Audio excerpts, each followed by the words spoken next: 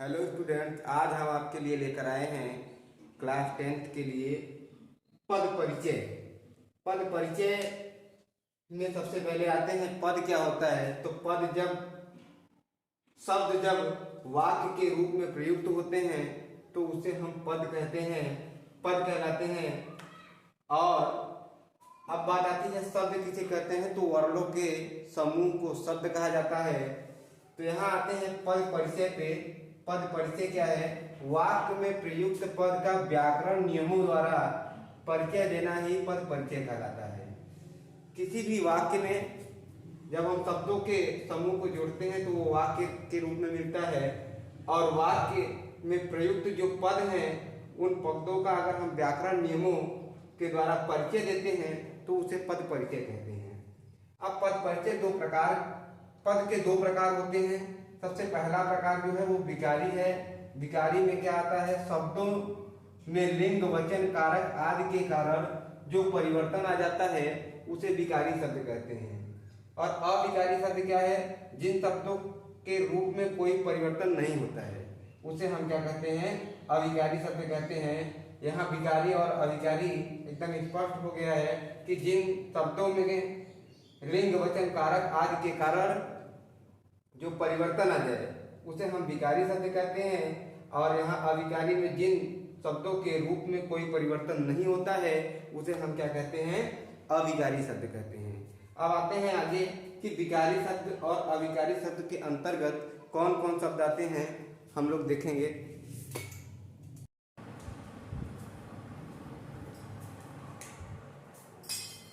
अब हम आते हैं विकारी शब्द क्या है।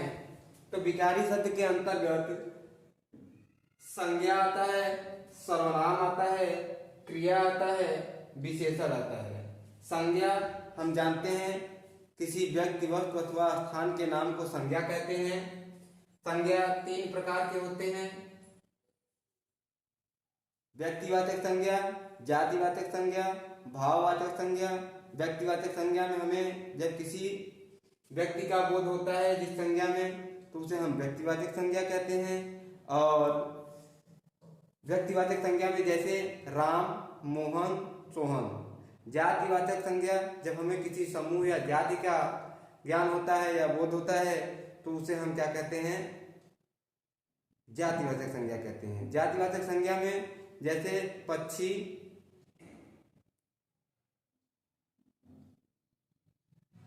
खिलाड़ी, ये जातिवाचक संज्ञा में आएंगे। आगे आते हैं तो भाववाचक संज्ञा, जो संज्ञा जिसमें हमें भाव का पता लगे। जैसे बुढ़ापा क्या है? भाववाचक संज्ञा है। अब आते हैं दूसरा चीज सर्वनाम। तो जो शब्द संज्ञा,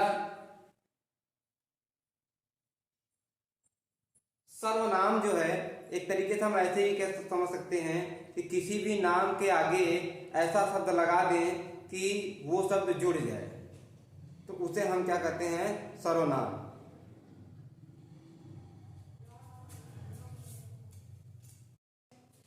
अर्थात जैसे वह, मैं, तुम, हम आदि। इधर आते हैं नेक्स्ट क्रिया पर। तो क्रिया क्या है?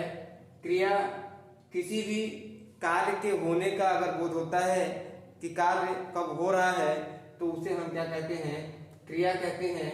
किसी भी कार्य के होने का बोध कराए उसे क्रिया कहते हैं। करना या होना पाया जाए, किसी वाक्य में हम देख रहे हैं कि किसी कार्य के करने या होने की विशेषता दर्शाई जा रही है उसे हम क्रिया कहते हैं। विशेषण क्या है? तो विशेषण वे शब्द जो संज्ञा और सर्वनाम की विशेषता बताते हैं उन्हें विशेषण कहते हैं। जैसे काला, नीला, ये सब क्या है? विशेषण है। अब आते हैं अविकारी शब्द के अंतर्गत। तो अविकारी शब्द में क्या है? क्रिया विशेषण। पहला क्रिया विशेषण, दूसरा समुच्चय बोधक, तीसरा संबंध बोधक और चौथा विस्मयादि बोधक। अब इन सब पे चर्चा होगी कि क्रिया विशेषण क्या है। तो यहां पर आ जाए क्रिया विशेषण की बात करें तो क्रिया विशेषण में जब किसी क्रिया की विशेषता बताई जाती है तो उसे क्रिया विशेषण कहते हैं। जैसे एक एग्जांपल लेते हैं कि चीता सबसे तेज दौड़ता है, तो यहाँ पर विशेषता क्या बताई जा रही है कि चीता जो दौड़ रहा है वो कैसा दौड़ रहा है, तेज दौड़ रहा है। यहाँ पर जो तेज होगी वो क्या बता रहा है, क्रिया की विशेषता बता रही है। क्रिया यहाँ क्या है, दौड़ना है, तो दौड़ तो रहा है लेकिन कैसा दौड़ रहा है, तेज दौड़ रहा है। तो यहाँ तेज जो है वो क्या बता रहा है, विशेषता को प्रदर्शित कर रहा है, इसलिए किसकी विशेषता बता रहा है, तो वह क्रिया की विशेषता को बता रहा है, इसलिए इसे हम क्या कहेंगे, क्रिया विशेषण कहेंगे। अर्थात वे शब्द जो क्रिया की विशेषता को बताएं उसे क्रिया विशेषण कहते हैं। यहां पर आते हैं, राम ने सबसे पहले समुच्चय बोधक। समुच्चय बोधक क्या है, समुच्चय बोधक में जब दो वाक्य ऐसा लगे कि दो वाक्यांश आपस में जुड़ रहे हैं, अगर ऐसा लग रहा है कि जहां जुड़ रहे हैं वहां पर समुच्चय बोधक होगा, और जो शब्द उनको क्या करते हैं, ऐसा लगता है कि दो वाक्यांशों को जोड़ रहे हैं, उन्हें हम क्या कहते हैं, समुच्चय बोधक शब्द कहते हैं। जैसे राम ने खाया और सो गया, राम ने खाया और सो गया। तो यहां पर देख रहे हैं एक शब्द तो बन रहा है हमारा क्या, राम ने खाया, दूसरा एक वाक्यांश बन रहा है, सॉरी एक वाक्यांश बन रहा है राम ने खाया, और दूसरा वाक्यांश क्या बन रहा है, खा करके क्या कर गया, सो गया। अब इसमें जोड़ कौन रहा है, तो इसमें जोड़ रहा है और जोड़ रहा है, और यही और जो होगा वो क्या होगा, हमारा समुच्चय बोधक हो जाएगा। इधर आते हैं, एक और एग्जाम्पल में देखते हैं, उदाहरण में देखते हैं। अगर तुम बुलाते तो मैं जरूर आता, अगर तुम बुलाते तो मैं जरूर आता। पहला जो वाक्यांश है यहां पर है अगर तुम बुलाते, अगर तुम बुलाते, और दूसरा वाक्यांश तो मैं जरूर आता, तुम बुलाते तो मैं जरूर आता। अब यहाँ पर अब हम देख रहे हैं कि इन दोनों वाक्यांशों को कौन जोड़ रहा है, यहाँ लगा दिया गया है कि अगर बात आ गई है, अगर तुम आते, अगर तुम बुलाते, सॉरी अगर तुम बुलाते तो मैं जरूर आता। तो यहाँ अगर क्या है, ये दोनों वाक्यांशों को जोड़ रहा है, इसलिए ये क्या हो जाएगा, समुच्चय बोधक हो जाएगा। क्या हो जाएगा, समुच्चय बोधक। आगे चलते हैं नेक्स्ट तीसरे पर, संबंध बोधक क्या है।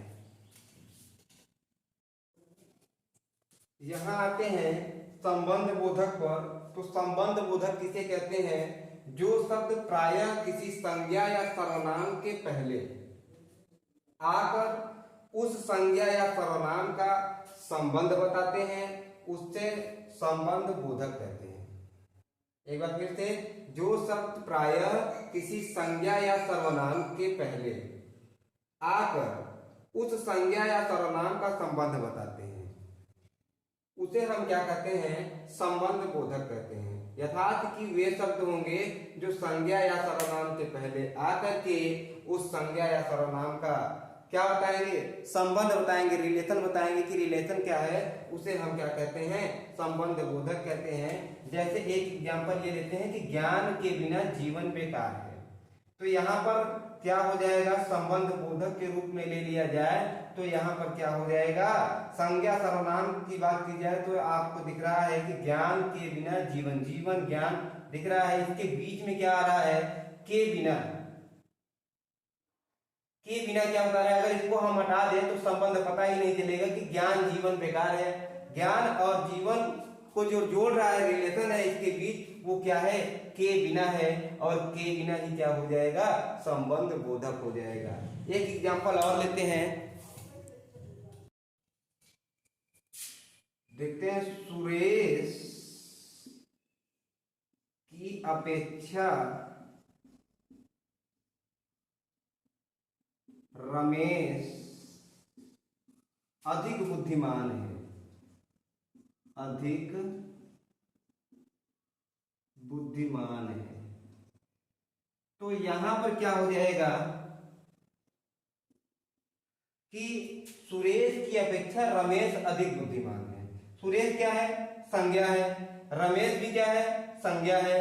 अब क्या बता रहा है कि सुरेश जो है वो रमेश की अपेक्षा अधिक क्या है?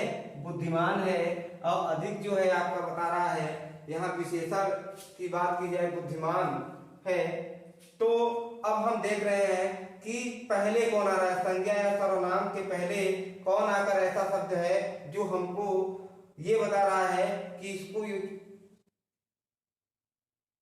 सेकेंड, संज्ञा और सर्वनाम के पहले ऐसा कौन सा शब्द है जो यह बता रहा है कि इसके बीच के संबंध को डिफाइन कर रहा है, जोड़ रहा है। तो यहाँ संबंध की बात देखें तो की अपेक्षा बता रहा है। की अपेक्षा जो होगा उस संबंध बोधक हो जाएगा, क्योंकि की अपेक्षा हटा दे तो सुरेश रमेश अधिक बुद्धिमान है, कोई बात ही नहीं है। यहाँ क्या है? सुरेश की अपेक्षा रमेश अधिक बुद्धिमान है, तो यहाँ जो है संबंध बोधक है वो क्या हो जाएगा? की अपेक्षा हो जाएगा। एक एग्जाम्पल और लेते हैं। पेड़ के नीचे गाय है, तो यहाँ पर संबंध बोधक क्या हो जाएगा? पेड़ देख रहे हैं और गाय भी देख रहे हैं, संज्ञा है, और संज्ञा को संबंध के रूप में क्या बता रहा है? तो यहाँ पेड़ के नीचे गाय है, पेड़ के नीचे गाय है, तो के नीचे जो हो जाएगा वो हमारा क्या हो जाएगा? संबंध बोधक हो जाएगा। इधर आते हैं विस्मयादि बोधक की तरफ। तो विस्मयादि बोधक किसे कहते हैं? जिन वाक्यों में आश्चर्य, हर्ष, शोक, घृणा आदि का भाव व्यक्त हो उसे विस्मयादि बोधक कहते हैं। जैसे कि हमें अगर कहीं पर आश्चर्य दिखाई दे किसी वाक्य में, या तो फिर हर्ष अर्थात की खुशी दिखाई दे, शोक अर्थात की दुख दिखाई दे, घृणा दिखाई दे, ऐसे भाव अगर व्यक्त हो उस वाक्य से, तो वहां पर क्या हो जाएगा? विस्मयादि बोधक हो जाएगा।